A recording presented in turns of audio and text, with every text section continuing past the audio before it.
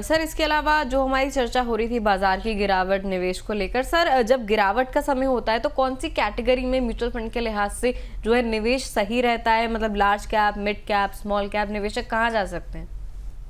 देखिए गिरावट किस तरीके की है कि अगर आप देखिए गिरावट, अगर बहुत सारी ऐसे टाइम आते हैं जबकि लार्ज कैप फंड अच्छे नहीं करते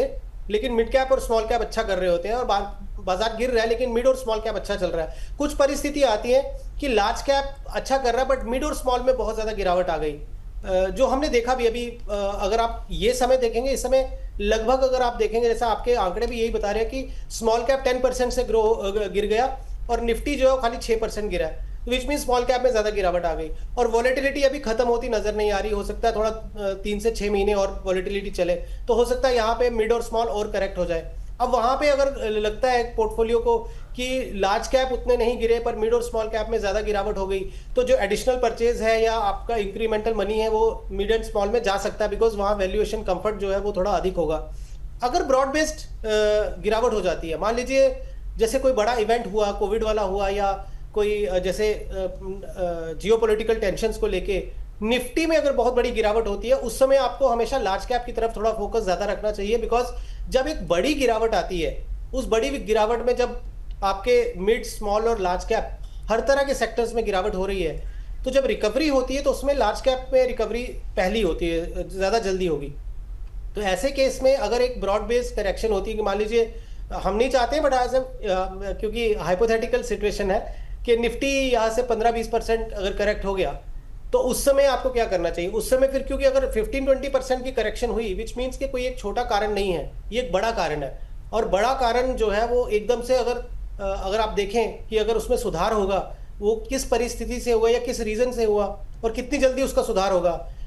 कोई भी अगर आप कंडीशन ले लें उसमें लार्ज कैप फंड्स जो होते हैं उनका रिकवरी पहले आती है। ठीक है सर जी। तो लगातार जो है व्यूअर्स के सवाल आ रहे हैं, लेकिन सर सवाल मेरा आपसे एक यहाँ पर ये है कि हम लोग अगर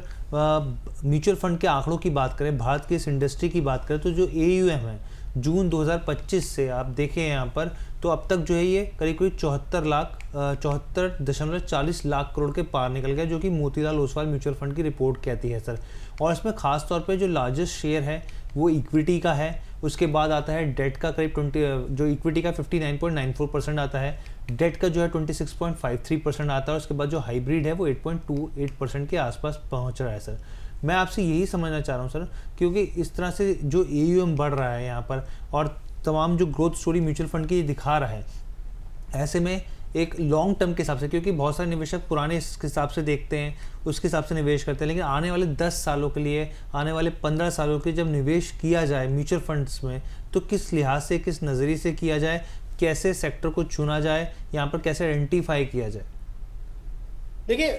एक निवेशक के लिए पहले एक कोर पोर्टफोलियो बनाना बहुत ज़रूरी है। कोर पोर्टफोलियो वो हो गया जो ऑल वेदर फंड्स होते हैं, जिसकी हम आज बात भी हमने बहुत बार चर्चा की कि आप एक फ्लेक्सी कैप या एक मल्टी कैप फंड ले लीजिए, एक large and mid cap category होगी वो ले लीजिए, एक वैल्यू फंड हो गया जैसे ICICI का है डिस्कवरी फंड, या SBI कॉन्ट्रा हो गया, या HSBC वैल्यू फंड, तो इस तरीके से एक ये ले लीजिए। और अगर आपने 10-15 साल की बात की है तो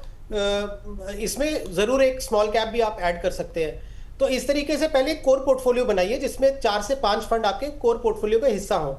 फिर उसके बाद एक सैटेलाइट पोर्टफोलियो होता है जो टैक्टिकल प्ले है। टैक्टिकल प्ले आपका 15-20% हो गया, जिसमें मान लीजिए आज की तारीख में हमें लगता है कि इंडिया की जैसे आउटलुक है, गवर्नमेंट का पुश है, डिफेंस सेक्टर पे बहुत ज़्यादा उम्मीदें लग रही है कि बहुत अच्छा करेगा, बिकॉज अनसर्टेनिटी चल रही है, दुनिया भर में डिस्टर्बेंसेस चल रही हैं, तो डिफेंस सेक्टर की तरफ आउटलुक अच्छा है। अब वो आउटलुक मान लीजिए अभी अच्छा है, लेकिन भगवान की दया से हर जगह लड़ाइयाँ बंद हो गई, सब जगह शांति हो गई, तो कहीं ना कहीं वो डिफेंस सेक्टर की तरफ लोगों का रुझान थोड़ा कम हो जाएगा। तो ये जानना बहुत जरूरी है कि जब आप एक टैक्टिकल प्ले लेते हैं, क्योंकि जो आपका कोर पोर्टफोलियो है उसमें आपको कुछ भी करने की जरूरत नहीं है, आप उसमें निवेश करके और भूल जाइए और अपने SIP आप कंटिन्यू रखें। लेकिन जो टैक्टिकल प्ले है वो आपको 3 साल 5 साल की एक साइकिल देगा, उस साइकिल में आपकी एग्जिट बहुत इंपॉर्टेंट है।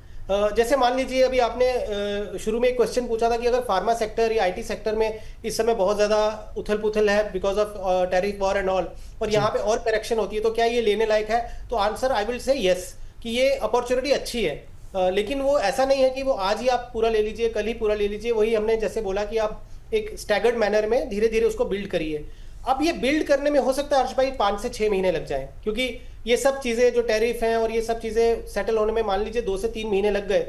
तो इस 2-3 महीने में आपने इसको बिल्ड कर लिया, फिर मान लीजिए एक अच्छी रैली आती है, जो 2-3 साल की एक अच्छी रैली आती है, जी। फिर लगता है कि अगर वो सेक्टर पीक आउट हो रहा है तो आपको एग्जिट करना भी आना चाहिए, बिकॉज टैक्टिकल प्ले वाला जो पोर्टफोलियो है, सैटेलाइट पोर्टफोलियो, वहां आपको थोड़ा सा एक्टिव भी होकर काम करना पड़ेगा। ठीक है सर।